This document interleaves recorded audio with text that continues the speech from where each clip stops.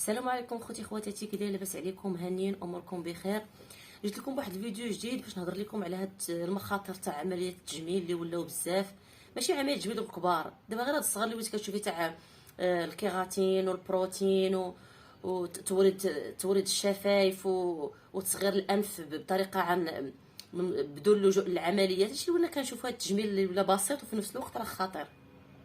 فانا حبيت نطرق لهذا الموضوع هذا بحكم انا كوافور، انا خدامه في هذا الدومين، كنعرف انا الدومين ديال الحلقه اشنو فيه، بحكم اني قريته وخدمت فيه وكنعرف انا المخاطر اللي فيه، وكنعرف حتى بزاف الحوايج اللي كيوقعوا فيه.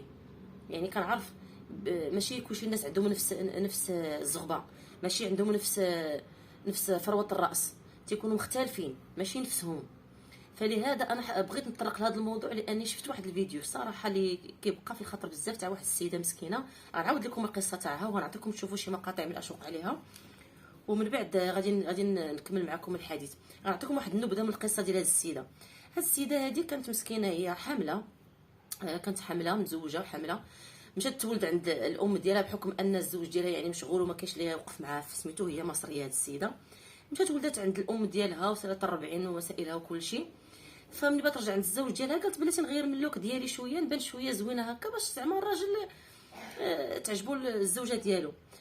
بالصدفه يعني الاخت ديالها شافت في مواقع التواصل في السوشيال ميديا، شافت واحد الصالون بوستي تاع واحد السيده يعني حاطه واحد الصالون واعر ولي برودوي والمسائل. فقالت لاختها، اقترحت عليها، قالت لها بغيتي واحد الصالون هكا راه داير اثمنه مناسبه وداك التخربيق، خافوا من صحاب الاثمنه المناسبه، ما علينا. وحتى من الاثمنه الطالعه خافوا منهم، ما عرفوا اش كديروا، عرفوا فين كتمشيو.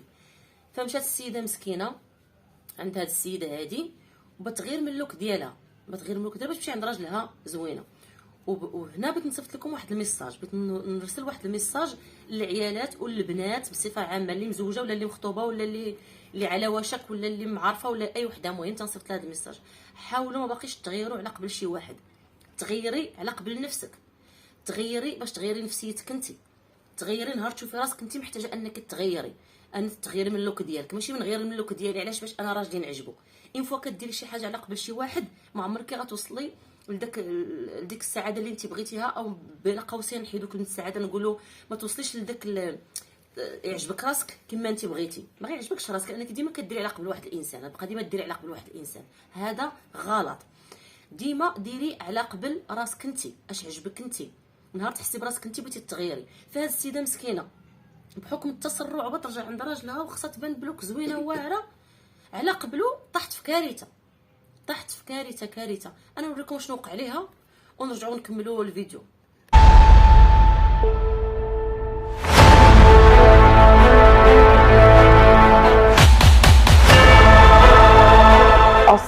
قص انا بشيل لك الاطراف البايظه، كانت كده قصيتي لي الشعر خالص.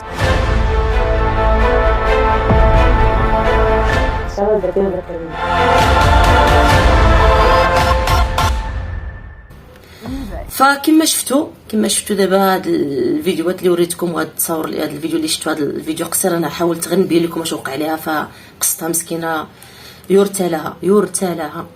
فللاسف مشات عند واحد الكوافوره، لواحد الصالون اللي ماشي بروفيسيونيل بالمره. مشات عند واحد السيده اللي دارت ليها توريد الشفايف، يعني ردات ليها فمها بواحد الشكل راكم شفتوه كي ولا ما عطاش من الماده كاع دارت ليها. والشعر ديالها دارتو ليها حاله. علاش؟ لان ديما خذوها مني نصيحه، ديما فيما تمشي لشي صالون الحلاقه وتبغي تحسني من راسك وتقادي شي لوك جديد ولا شي حاجه، حاولي تسولي على لي برودوي باش كيخدموا. من حقك انت كتحطي فلوسك، انا كنحط فلوسي ونخليها دير فيا ما بغات، ما يمكنش. بحال السيده مسكينه مشات عند الكوافور على اساس انها بتغير من اللوك ديالها، بحكم ان شعرها بحال شعري بحال هكا، شعرها بوكلي بحال هكا.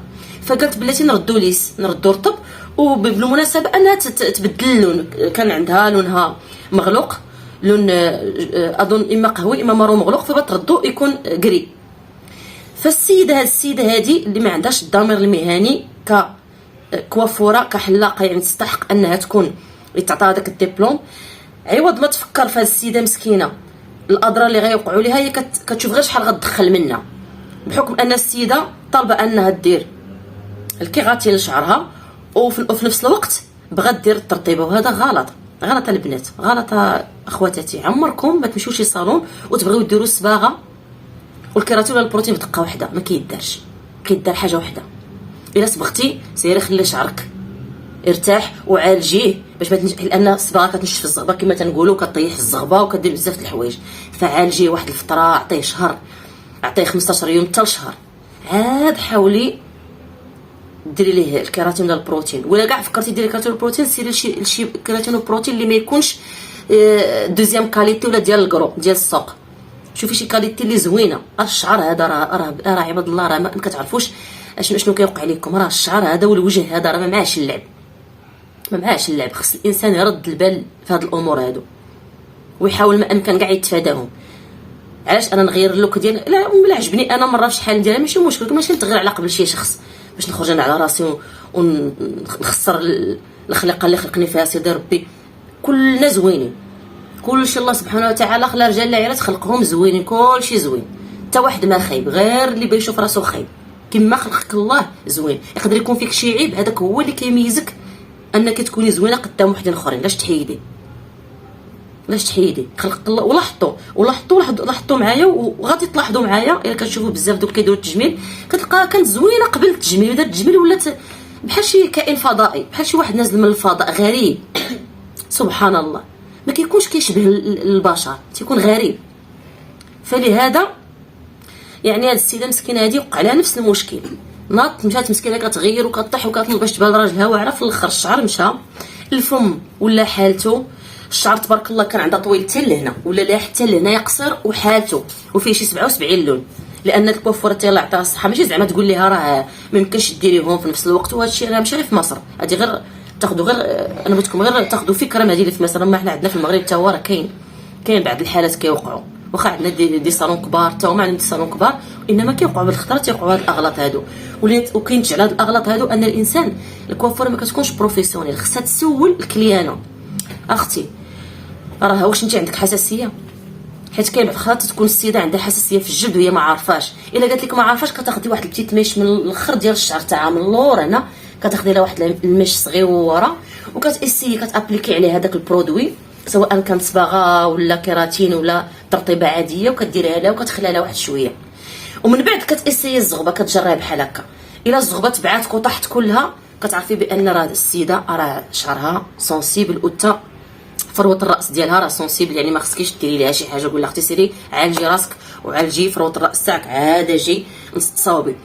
وإلا كانت تحس بالحريق والحساسيه، كتحس بسميتو، راه مشكل.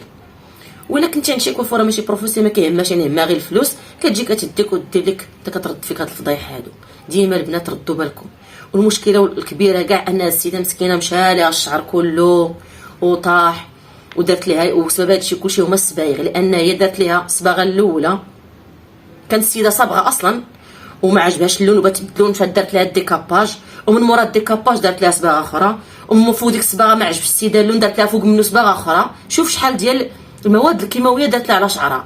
ومن فوق هادشي كلشي دارت لها الكيراتين في نهار واحد. هل يعقل في نهار واحد ديري فيه هادشي؟ هاد الشعر مسكين واخا يكون معطش يستحمل هاد المواد الكيماويه كلهم؟ ما يمكنش.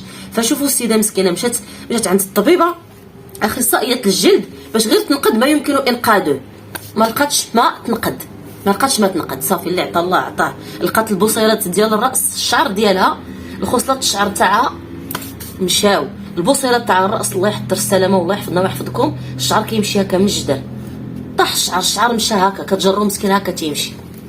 وغير هي العيب اللي كان عندها الوحيد ان شعرها كان بوكلها. هو شعري انا اكسبري خليت لكم هكا، انا ديما كنخليه هكا في الصيف، كنصاوبو في حال الا انا شقات ليا وبغيت انني نصاوبو، ماشي كنصاوبو على قبل ان باش نعجب راجلي ولا ما نعجبوش. لا، خصو يتقبلني كيف ما انا، ونتغير نهار نشوف انا نفسيتي وراحتي واني بغيت نتغير لنفسي عاد ليه.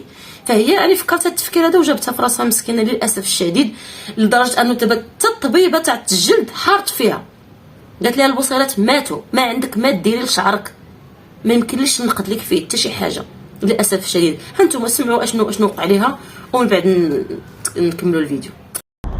طبعا فروه راسي مش قادره ان انا احط ايدي عليها وعماله تنطر جلد ميت، فروه راسي نفسها. فرحت للدكتوره ساعتها فقالت لي كشفت على البصيلات، قالت لي انت اللي نشط عندك في البصيلات 3% بس. كل ده يعني موتت بصيلات شعرك؟ يعني شكل كده رعيتي يعني. قالت لي بصي، فقلت لها طب انا اديني علاج. قالت لي كل ما هتحطي علاج كل ما البصيله هتنطر الشعر بسرعه، فانت لو انت في رينج سنه هيقع شعرك كله، فانت لما تعالجيه ممكن يقع في شهرين 3، فما تعالجيش. قلت لها طب الحل ايه؟ قالت لي الحل ده مش بلجأ له كمان، ان انت ما فيش حل في حالتك، ان احنا نديكي حقن تثبيت البصيله، ان هي مثلا يحصل مثلا لو الشعر وقع 3/4 يبقى الربع موجود اصلا. فقلت فمن اللي سمعتوها يعني اشنو قالت، شفتوها بعينيكم وسمعتوها بودنيكم اشنو قالت، بان صافي الشعر مشى الشعر. يعني السيده فقدت الشعر ديالها بعد ما كان عندها الشعر زوين وطويل حتى لهنا، وكان غير بوكلي بحال شعري، فقالت نغير واش وقع ليها. نتمنى تاخذوا العبره من هذه القصه هذه، لان حتى حنا عندنا في المغرب كيوقعوا بحال هذه الحالات تيوقعوا. غير انا خديت بتكم بحكم اني تصادفت مع هذه القصه هذه، فقلت لما لا نبارطاجيها معكم.